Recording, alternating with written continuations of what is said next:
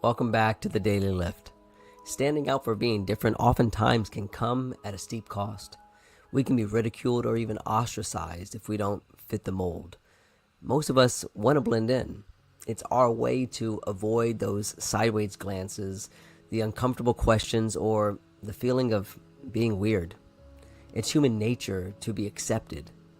But followers of Christ, we're called to be something more, to be peculiar. Peter reminds us in 1 Peter 2:9 that we are a chosen nation, a royal priesthood, a holy nation, his own special people. And some translations even say peculiar people.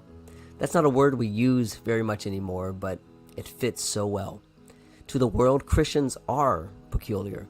We live by a different standard and different priorities and for different purposes. And that's exactly what makes us courageous. Rollo May once said, "The opposite of courage, it is not cowardice, but it's conformity." Think about that. It doesn't take much courage to go with the flow or to follow the crowd or to live like everybody else does. But it takes real courage to say, "I will follow Christ no matter what." Jesus himself stood out. He didn't conform to the expectations of his culture. He ate with tax collectors and sinners. He healed on the Sabbath. He challenged the religious leaders of his day. And the world didn't know what to make of him, but he wasn't afraid to be different because he was living for the will of the Father. The same is true for us. Being peculiar doesn't mean being strange just for the sake of it.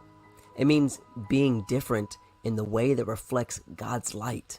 It means living in such a way that people see Jesus in us.